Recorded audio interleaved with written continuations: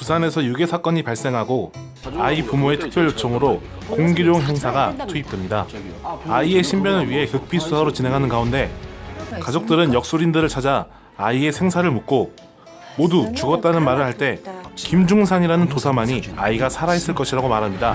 그게 공형사님이 사건을 맡으셔야 되는 이유입니다. 아이를 찾으려는 형사와 도사, 이들은 아이를 찾을 수 있을까요? 영화 극비 수사입니다. 영화 속 비하인드 스토리 밀착 토크쇼 무비적 부비적 시작해보도록 하겠습니다. 저는 고담입니다. 저는 장끄이고요. 자, 오늘은 극비 수사를 보고 왔어요. 네. 이 영화 많은 분들이 궁금해하실 것 같습니다. 그쵸. 이게 실제로 일어난 일이냐부터 시작해서 이게 정말 가능한 일이냐 뭐 이런 것까지 그쵸. 많이 궁금해하실 것 같은데 저희가 궁금증을 조금 해소해 보도록 하겠습니다. 검색하는 손 조금 덜어드리겠습니다. 네. 78년 이 세계 어린이해에 벌어진 그것도 세계 어린이해. 그쵸. 부산에서 실제로 벌어졌던 사건이라고 하고요. 범인이었던 매석환 씨, 성이 메시예요? 메시요? 네, 메시예요. 그 리오넬 메시 아니에요. 어쨌든 뭐 이 양반이 원래 부산 사람이 아닌데 그 부산에 갔다 이제 부유한 아이들이 다니는 그 사립 초등학교 앞에 가게 됐대요. 이제 효주양을 트렁크에 태우고 서울, 부산, 수원 등을 돌아다니면서 이제 협박 전화를 걸었다고 하고요.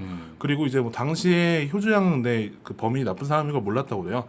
데리고 다니는 동안 뭐 불고기도 사 먹이고 옷도 뭐 갈아입혀주고 하니까 나쁜 사람인지 몰랐다고 하는데 33일을 되게 고생스럽게 한 달 동안. 그렇죠. 데리고 다녔던 거죠. 근데 영화에서처럼 그 땅에 이제 뭐 금과 새가 묻혀 있는 사주라 이 정효주 양이 물의 기운을 가진 사람이 필요하다고 그렇게 했는데 그 물의 기운을 가진 사람이 공기룡 형사였고 그렇죠. 그리고 물에 그 날이 있다고 해요. 그래서 그게 돌아오는 날이 33일째 되는 날이 될 것이다.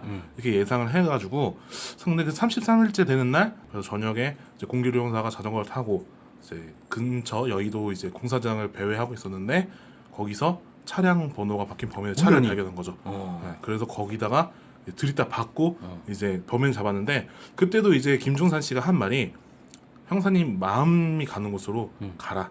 그곳에 범인이 있을 것이다. 뭐 이런 식으로 얘기를 했다고 합니다. 그러니까 어딜 가나 그냥 범인이 따라온다 뭐 이런 거 아니에요? 그렇죠. 이 양반만이 해결할 수 있다는 식으로 얘기를 한 거죠. 말도 안 되는 정말. 실제로 이 시나리오는 이 사건을 담당했던 공기룡 형사가 직접 지금 총영이신데 이분이 참여를 했다고 해요. 이 친구 시절 때부터 곽경택 감독이 자문을 많이 구했었고 요 친분을 이뤄진 관계를 통해서 이 시나리오를 만들 때 실제 이야기를 많이 첨부를 했다고 합니다.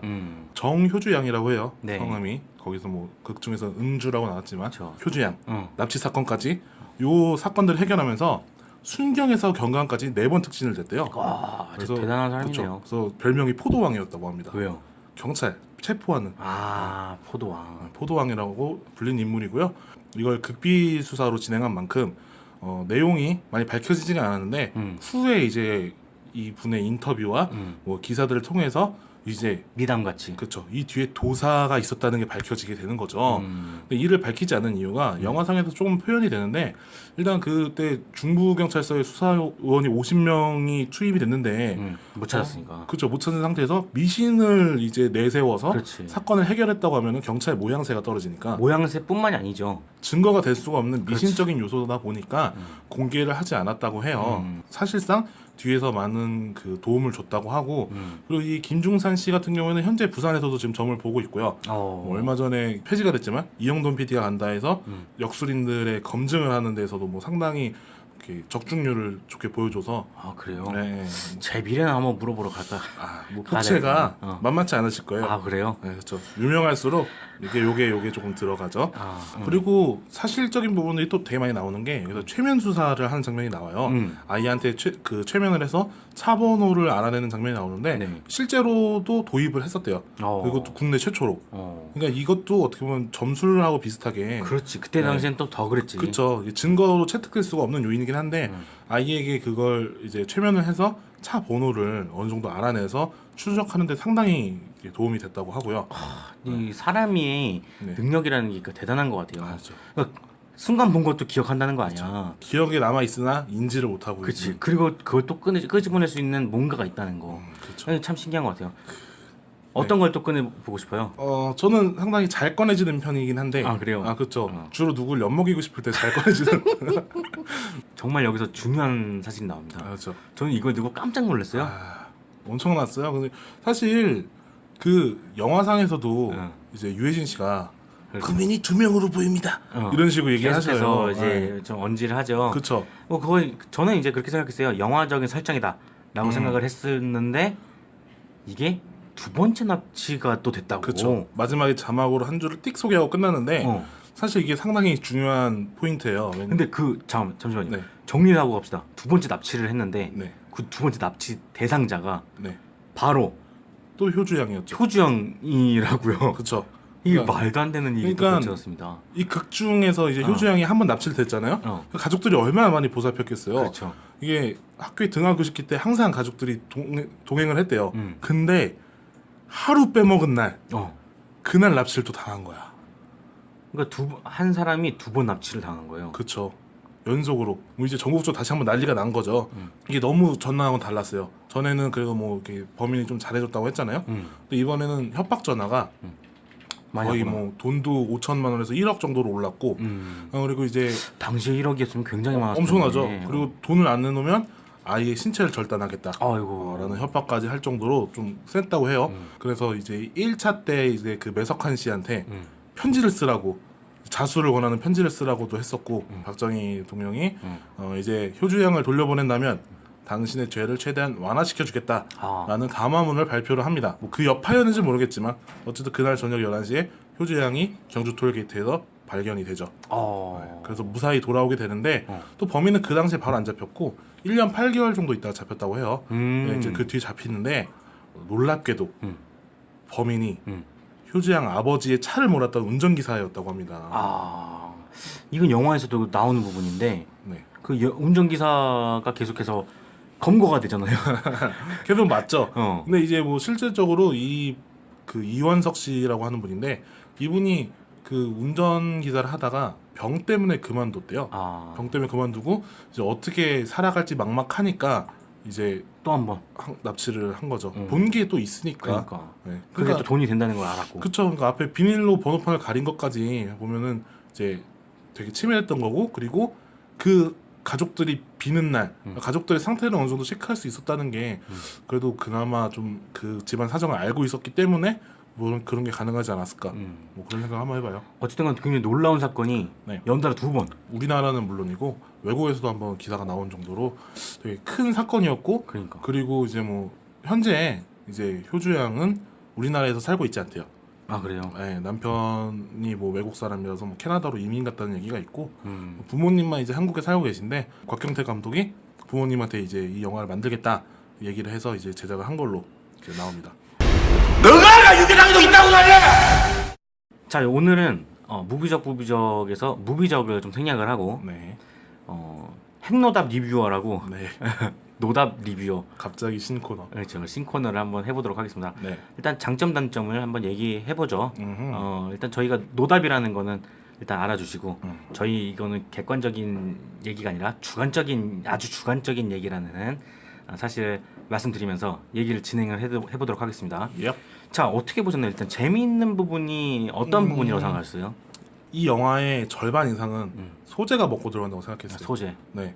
솔직히 어떤 감독을 붙여놔도 이 소재를 망치기가 쉽지 않을 거라고 생각을 했어요. 아무래도 이 수사에서 미신까지 이렇게 뭔가 그쵸. 끼어지니까. 굳이 예를 들자면 셜록에다가 그 약간의 샤머니즘을 더한 느낌까지 표현할 수 있을 거라고 생각을 했어요. 이 얼마나 놀랐습니까? 과학 수사하면 과학, CSI 막 이런 거 생각이 나는데, 그렇지. 요즘엔 더 그렇지. 그렇죠. 갑자기 미신, 샤머니즘 이런 게 나오니까 좀 신기했죠. 저는 이제 여기의 장점은 역시나 김윤석 씨랑 어부 아저씨, 참바다 씨, 참바다 씨, 어부 아저씨래요. 유해진 씨가 나왔다는 것 자체로도 볼만한 가치가 있다고 느껴졌는데, 거기다가 뭐 흥행 보증 수표죠. 네. 곽경태 감독이 붙었다는 거 자체로도, 그러니까 이름값으로도 볼 수가 재미있게 볼 수 있다는 생각이 들었고, 또 한국에서는 이 스릴러 장르를 참 한 10년 사이에 네. 굉장히 많은 스릴러가 많이 나왔어요. 그러다 보니까 축적되는 에너지도 있고, 뭔가 자료도 있기 때문에 실패하면 진짜 바보 같은 느낌 그런 느낌까지 들 정도로 그렇게 먹고 들어갔던 것 같아요. 자, 이렇게 좋은 말로 깔고 들어가면서 네. 단점을 한번 얘기해 볼까요? 저는 아까 전에 말한 것처럼 이 곽경택 감독이 그 좋은 소재를 가져왔으나 너무 안전한 요리를 만들었다고 해야 되나요? 그러니까 라면 만든 거죠? 그쵸. 그냥 잘 만들어진 가공품을 가지고 거기다가 이제 뭐 되게 좋은 고기 하나 넣어서 좋은 라면을 끓이는 거밖에 안 됐다고 생각이 들어요. 왜냐면 소재가 너무 좋았는데 일단 이거에 대한 포커스를 드라마에 조금 초점을 맞추면서 스릴러로서의 기능은 전혀 하지 못하고 있는 것 같아요. 이게 스릴러나 뭐 추적 뭐 이런 장르적인 재미는 전혀 없고 일단은 인물 간의 그냥 드라마로 초점을 맞추다 보니까 어느 정도 연기에서는 커버가 되는데 시나리오적인 부분에서는 자기적인 느낌이 너무 많이 나가지고 아까 말한 뭐 CSI, 셜록 이런 걸 많이 보셨기 때문에 사실 추리에 대한 어느 정도 기대가 너무 올라가 있다고 생각해요. 그래서 지금 반영에서 나오는 게 뭐 크라임씬 같은 예능일 거라고 생각을 그렇죠. 하고요. 근데 그런 거에 따라가기에는 너무 역부족이었다. 예, 허술하게 구성돼 있지 진행했다. 않았나 예, 그런 생각이 좀 듭니다.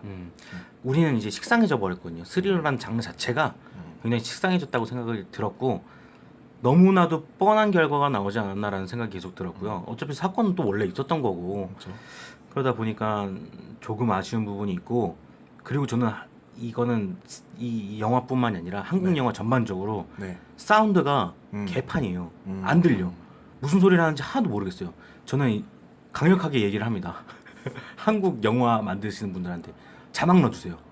아니 진짜 자막이 없으면 못 알아듣겠어.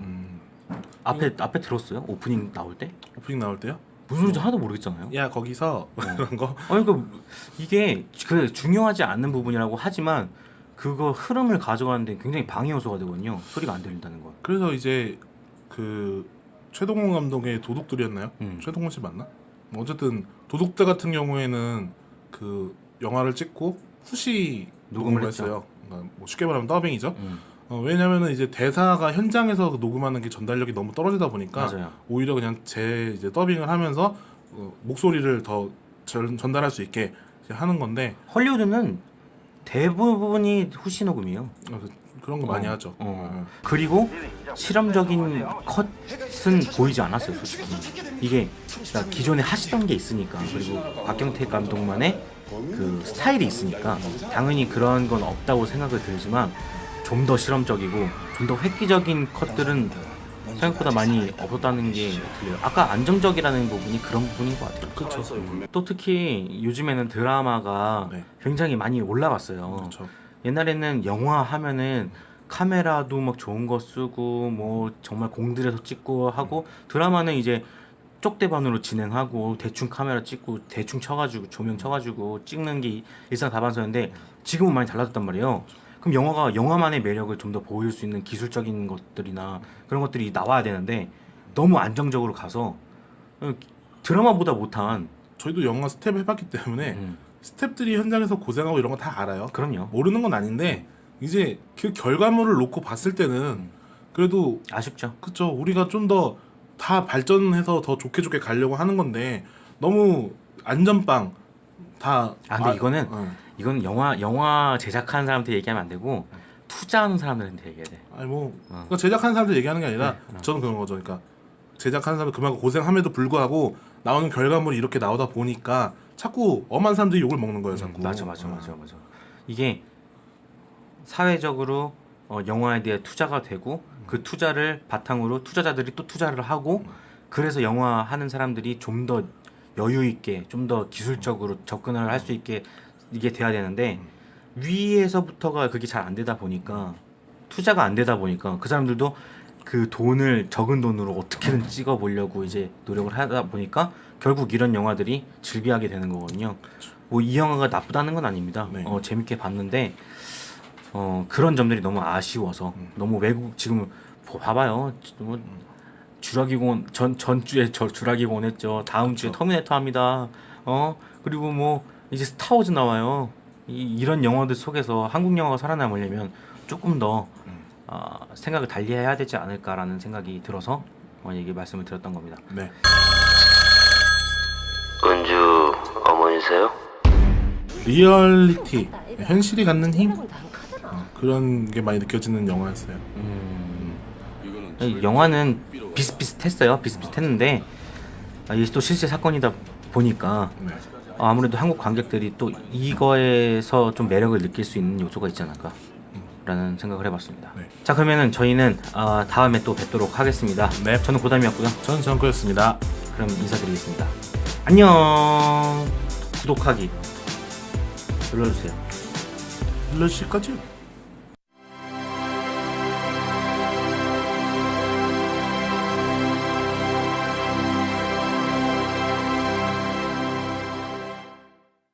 부산에서 유괴 사건이 발생하고 아이 부모의 특별 요청으로 공기룡 형사가 투입됩니다.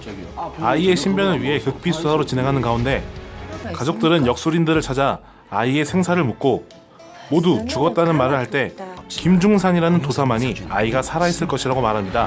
그게 공영사님이 사건을 맡으셔야 되는 이유입니다. 아이를 찾아내는 형사와 도사, 이들은 아이를 찾을 수 있을까요? 영화 극비 수사입니다. 하다고 그렇게 했는데 그 물의 기운을 가진 사람이 공기룡 형사였고, 그렇죠. 그리고 물에 그 날이 있다고 해요. 그래서 그게 돌아오는 날이 33일째 되는 날이 될 것이다. 이렇게 예상을 해가지고 근데 그 33일째 되는 날 그래서 저녁에 이제 공기룡 형사가 자전거를 타고 이제 근처 여의도 이제 공사장을 배회하고 있었는데 거기서 차량 번호가 바뀐 범인의 차를 우연히. 발견한 거죠. 네, 그래서 거기다가 들이다 받고 이제 범인을 잡았는데 그렇게 태우고 서울, 부산, 수원 등을 돌아다니면서 이제 협박 전화를 걸었다고 하고요. 그리고 이제 뭐 당시에 효주양 내 그 범인이 나쁜 사람인 걸 몰랐다고 그래요. 데리고 다니는 동안 뭐 불고기도 사 먹이고 옷도 뭐 갈아입혀주고 하니까 그게 나쁜 사람인지 몰랐다고 하는데 33일을 되게 고생스럽게 한 달 동안. 그렇죠 데리고 다녔던 거죠. 근데 영화에서처럼 그 땅에 이제 뭐 금과 새가 묻혀 있는 사주라 이 정효주 양이 물의 기운을 가진 사람의 필요성은 조금 덜어드리겠습니다. 네. 이 78년 이 세계 어린이해에 벌어진 그것도 세계 어린이해. 그렇죠 부산에서 실제로 벌어졌던 사건이라고 하고요. 범인이었던 매석환 씨 성이 메시예요? 메시요? 네 메시예요. 그 리오넬 메시 아니에요. 어쨌든 뭐 이 양반이 원래 부산 사람이 아닌데 그 부산에 갔다 이제 부유한 아이들이 다니는 그 사립 초등학교 앞에 가게 됐대요. 이제 효주 양을 영화 속 비하인드 스토리 밀착 토크쇼 무비적 부비적 시작해보도록 하겠습니다.